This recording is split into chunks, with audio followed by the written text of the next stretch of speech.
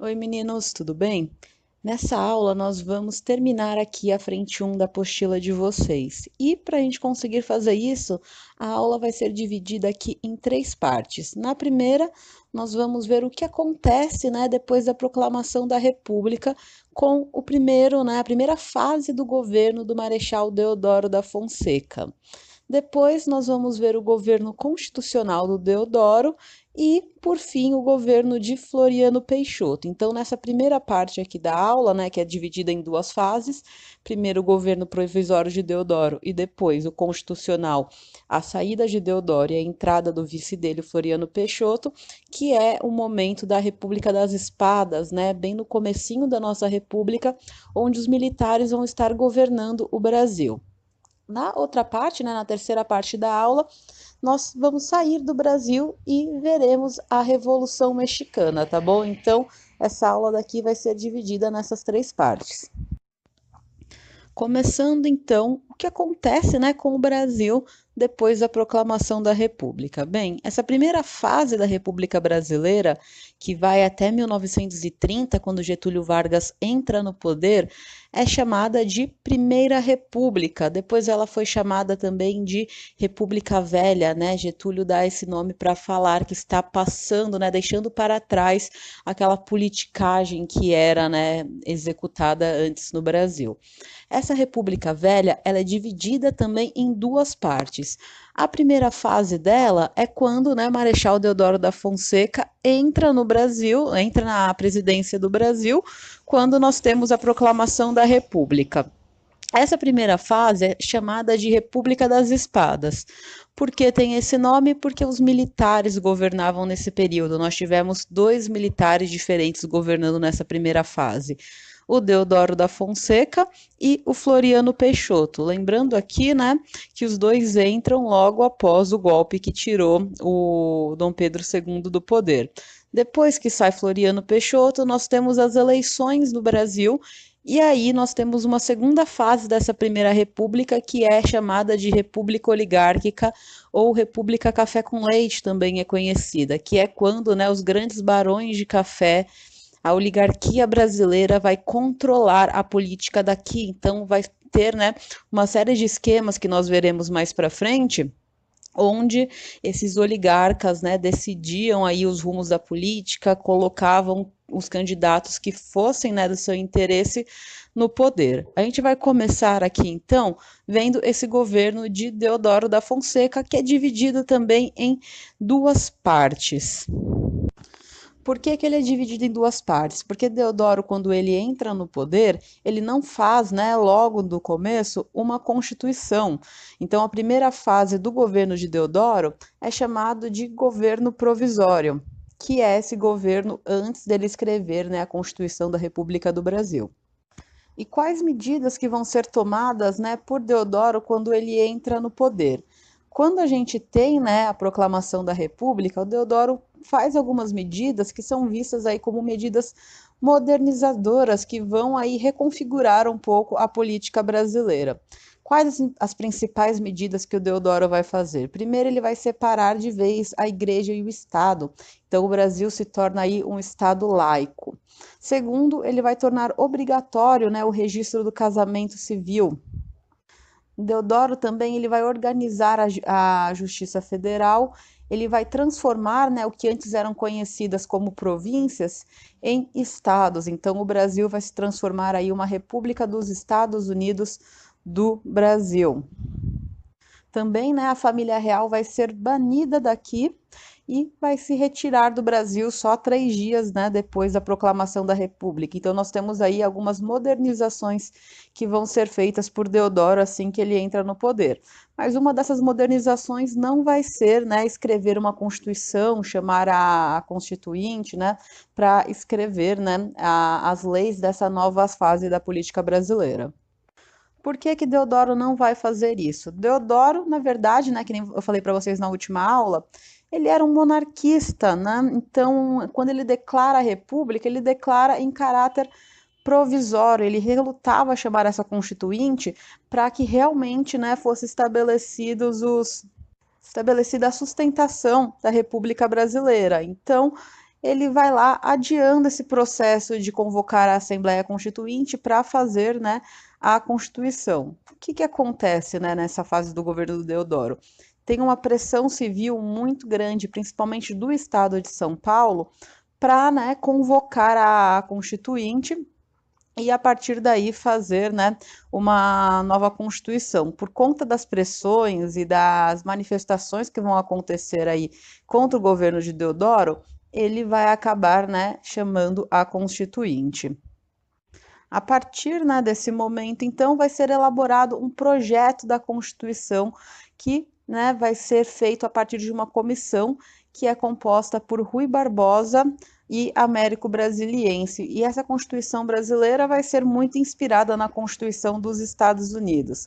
O que vai ser colocado aí, né, nessa Constituição? Que o Brasil, né, teria como forma de governo a República. O Brasil, então, não se tornaria mais uma monarquia. A forma de Estado seria o federalismo, então os estados tinham uma certa autonomia aí, né, dentro do governo republicano.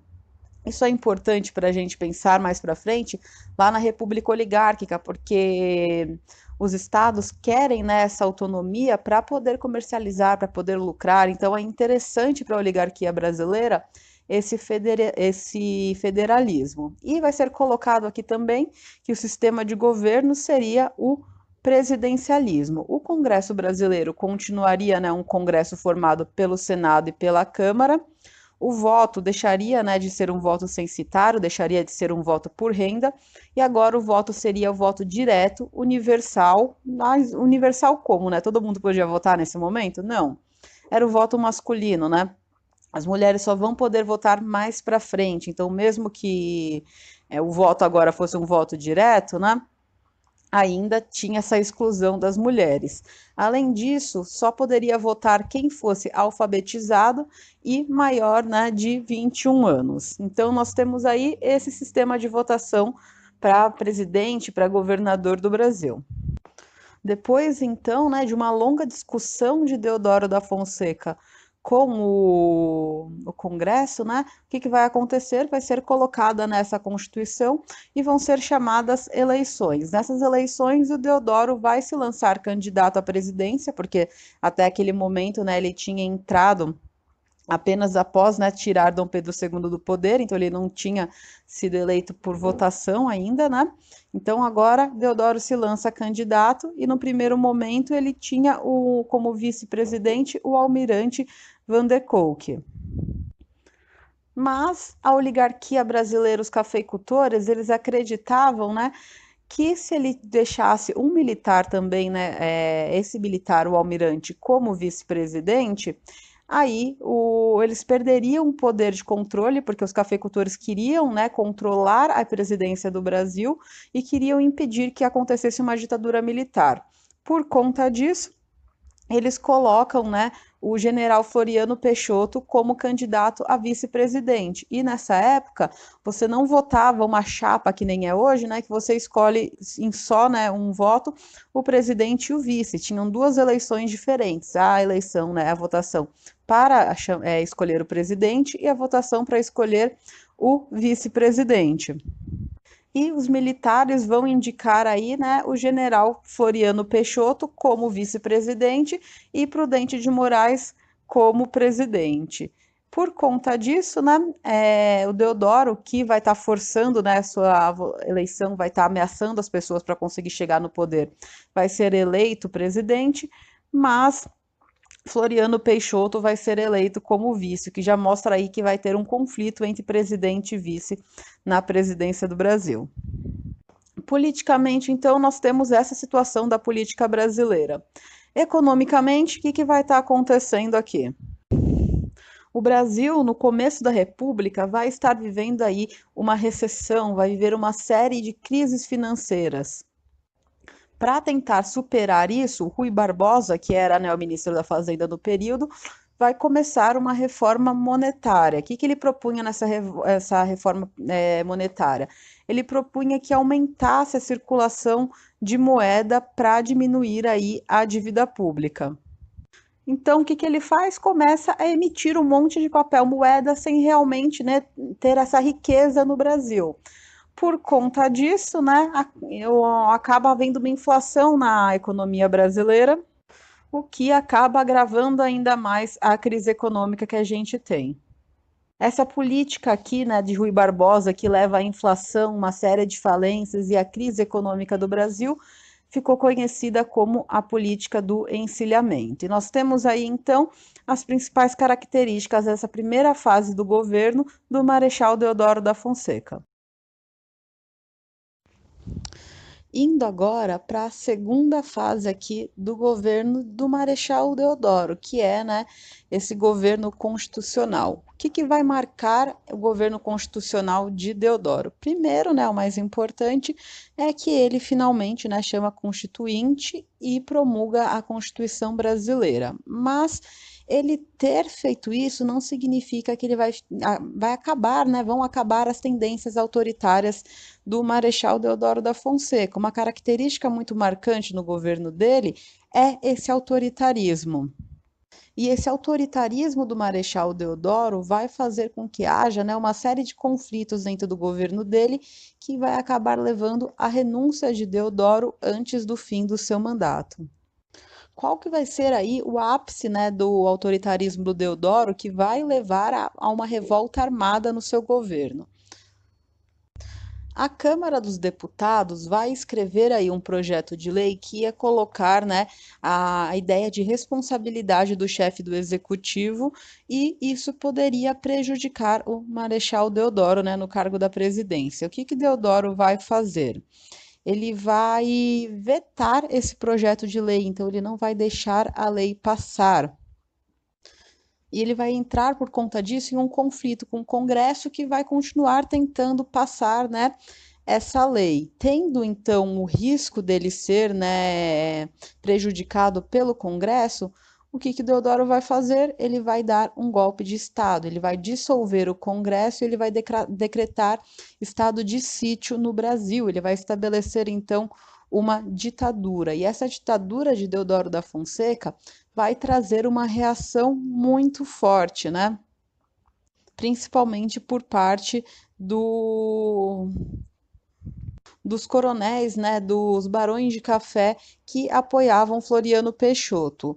Entre aí essas revoltas, a gente vai ter a primeira revolta armada, que vai acontecer lá em 1891.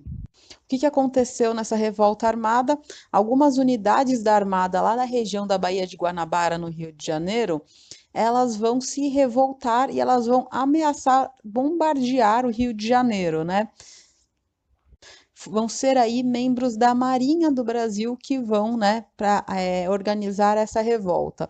Tendo aí, né, o risco realmente de ter o Rio de Janeiro bombardeado, Deodoro vai renunciar o cargo, né, para evitar não só, né, o bombardeio do Rio de Janeiro, mas toda a divisão das Forças Armadas. Deodoro, então, renuncia à presidência da República e quem vai entrar no poder vai ser o vice, né, de Deodoro, que era Floriano Peixoto, que ficou conhecido como o Marechal de Ferro.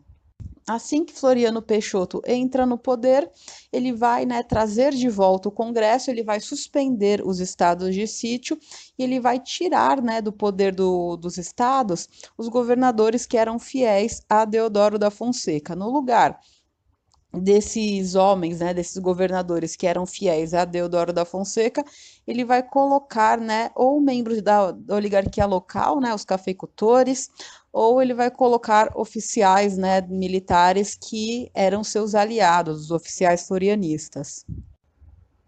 Como ele acaba tirando muita gente do poder, vai acabar aí se formando uma oposição contra Floriano Peixoto, né? Então vai ter um questionamento por parte da oposição se a entrada de Floriano era ou não legal, se deveria ou não ser chamada uma nova eleição depois da saída de Deodoro. Qual que vai ser a reação de Floriano Peixoto ao ver essa oposição? Ele vai fazer basicamente, né, o que Deodoro fez, ele vai agir com autoritarismo. Ele vai prender e deportar os líderes da oposição e vai começar um processo de perseguição a todos, né, que estivessem exigindo a renúncia de Floriano. Por conta disso, nós vamos ter aqui no governo do Floriano uma segunda revolta armada, que vai acontecer lá em 1893, onde novamente, né, membros da Marinha, agora falando que a continuidade de Floriano no poder era ilegal, né, eles vão se revoltar, né, e ir contra o governo de Floriano Peixoto. Mas, diferente do que acontece na primeira revolta armada, o governo, né, federal ele consegue suprimir esse levante da Marinha e Floriano Peixoto ele se mantém no poder até o fim do seu mandato. Tinha aí, né, um medo da população de que ele fosse tentar, né, dar um golpe de Estado e continuar no poder, mas Floriano vai convocar eleições e nessas eleições, né, o candidato do Partido Republicano Paulista, Prudente de Moraes, vai ser eleito como presidente da República, né? E depois disso acaba, né, o governo, essa primeira fase, né, da República, que é a República das Espadas, e começa a República das Oligarquias. Sobre então, né, o Brasil, nós temos isso. Vamos entrar agora, né, na última parte da nossa aula, que é sobre a Revolução Mexicana. Começando aqui pelos antecedentes da Revolução Mexicana, a gente tem que entender qual era o contexto político e social do México, né, que acabou fazendo com que acontecesse essa revolução. Para a gente entender isso, a gente tem que voltar lá no comecinho do século XIX, lá em 1823, quando a gente tem o fim do governo de Agustín Iturbide. Depois do governo do Iturbide, a gente tem aí uma série de disputas que acontecem entre a elite caudilhesca lá do México, né? E um personagem que vai se destacar nessas disputas é o general Antônio Lopes de Santa Anna. O que o Santa Anna vai fazer? Ele vai entrar no poder aí, né, por meio das armas, vai se sustentar no poder por meio das armas, a partir aí de uma aliança que ele faz com os conservadores. Essa ditadura do Santa Anna vai acabar quando ele perde alguns territórios para os Estados Unidos que estavam naquele processo de expansão e, né, por conta da perda de territórios, lá em 1855, uma revolta popular vai tirar o Santa Anna do poder. Quem vai entrar, né, depois dele vai ser uma pessoa que é apoiada pelos liberais, que é o Benito Juárez. O Juárez vai fazer aí uma série de medidas que são um pouquinho mais progressistas. Ele vai colocar uma nova constituição no México, ele vai eliminar os privilégios da igreja, ele vai eliminar também os privilégios do Estado. E ele vai tornar o ensino, né, no México laico. Essas medidas que o Juárez vai fazer no México vai acabar levando a uma guerra civil dentro, né, do país, que vai ser conhecida como a Guerra da Reforma, que vai durar aí de 1858 até 68. Então vão ser aí 10 anos de guerra civil. Como é uma guerra, né, relativamente longa, o México vai acabar entrando, né, em uma crise por conta disso. Para tentar resolver aí a crise que está havendo no México por conta aí das disputas entre os liberais e os conservadores vão pedir auxílio à França, à Inglaterra e à Espanha para intervir no México. A França, que está sendo governada por Napoleão III, vai, né, intervir e vai instaurar uma monarquia na região. Por conta do estabelecimento da monarquia no México, os liberais e os patriotas, que vão estar sendo liderados aí pelo Juárez, vão, né, entrar em uma nova guerra agora contra a França de Napoleão e vão expulsar os franceses da região.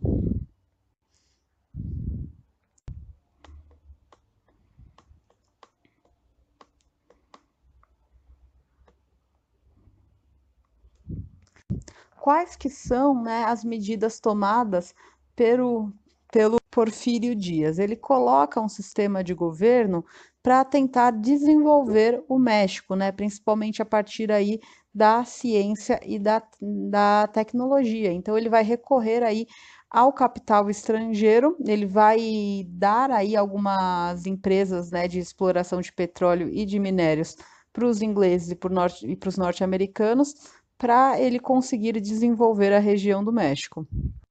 Mas mesmo, né, que ele tivesse, por um lado, conseguido, né, desenvolver o México, por um outro lado, as alianças que o Porfírio Dias faz com os estrangeiros acaba fazendo, né, com que o México entre aí em uma crise econômica. Nós vamos ter, então, no México, uma insatisfação tanto por parte dos indígenas, né, que são extremamente prejudicados nesse período por conta dos processos de monocultura. Há também, né, um desgosto político por parte da classe média mexicana que queria reformas democráticas, queria uma participação política, lembrando, né, que o Porfírio Dias governava com uma forma de ditadura, e a elite mexicana também estava insatisfeita com o governo dele, porque uma boa parte aí das riquezas do México acabou indo parar na mão dos estrangeiros, né? Então isso acaba levando ao empobrecimento dessa elite que começa a se posicionar contra o Porfírio Dias. Por conta dessa oposição, lá no comecinho do século XX, 1910, o Porfírio Dias se vê aí, né, pressionado a convocar eleições presidenciais e quem vai ganhar, né?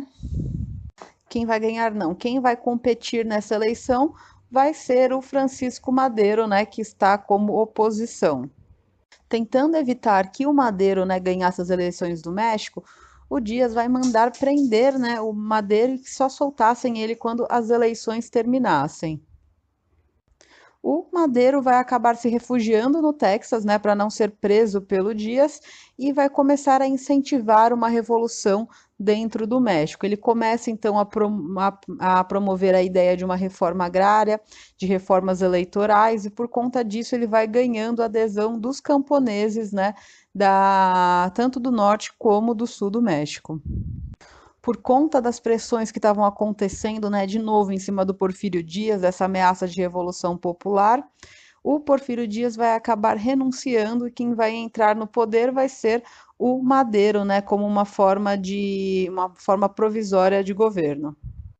O que os mexicanos, né, eles contavam com o Madero, né, o que eles esperavam dele, era que houvesse, né, uma série de reformas, principalmente no âmbito social. Mas ele acabou sendo muito mais moderado no seu governo e não realizou todas aquelas reformas que ele tinha prometido lá antes dele ser eleito, né? Por conta disso, começou a aparecer também uma oposição contra o Madero, uma oposição que era formada principalmente pelas classes populares. Essas classes populares que estavam lá pedindo principalmente uma reforma agrária que era um plano de Emiliano Zapata. Quem que era Zapata? Era, né, o líder dos camponeses do Sul que acabaram apoiando o Madero. Qual que era o plano do Zapata? Ele criou um plano que era chamado Plano de Ayala, né? O que ele propunha aí? Ele propunha uma reforma agrária imediata, o confisco de 1/3 das terras dos latifundiários para ser entregue aos camponeses, também propunha a criação de um banco de créditos para a agricultura e o confisco dos bens de todo mundo que estivesse se opondo ao plano dele. Esse plano, né, do Zapata foi colocado enquanto Madero ainda estava no poder. Madero não aplicou o plano dele, né? E isso acaba levando aí a um golpe de Estado que foi planejado pelo general Victoriano Huerta, que foi, né, um general apoiado pelos Estados Unidos que tinham interesses, né, da volta do capital estrangeiro na região do México. Mas o Huerta não consegue ficar muito tempo no poder. Por quê? Primeiro, porque ele não tinha apoio nenhum da população que queria o Zapata, né, no poder. Segundo, porque ele deixa entrar capitais ingleses dentro do México, então os Estados Unidos perdem um monopólio e isso faz com que, né, as relações entre o Huerta e os Estados Unidos acabassem se deteriorando. Por conta aí da perca, né, do apoio dos Estados Unidos, o Huerta não consegue lutar contra, né, as forças de oposição, acaba fugindo, e aí o poder do México vai ser dividido entre Zapata e Pancho Villas.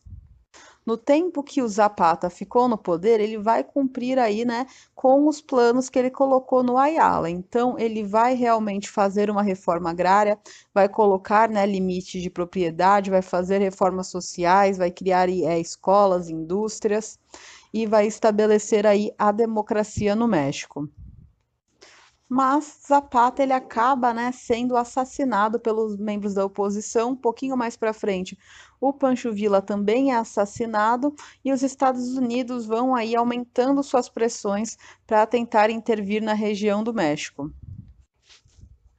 E mesmo que tenham acontecido, né, outras reformas sociais, outras conquistas sociais no México, depois desse governo, né, do Zapata e do Pancho Villas, o México não passa, né, por um novo sistema de reforma agrária, por exemplo. Quando a gente chega aí na década, né, de 1920, nós temos, por exemplo, a presidência do Álvaro Obregón, onde a gente tem aí a organização dos sindicatos, das escolas, depois nós temos o governo de Elias Calles, onde tem algumas restrições na exploração de jazidas, né, por empresas estrangeiras. Mas o México acaba passando aí na década de 20 por uma série de crises, né, por conta de disputas internas dentro do México e porque o México estava um pouco aí isolado em relação aos países que estavam, né, competindo nesse mundo capitalista.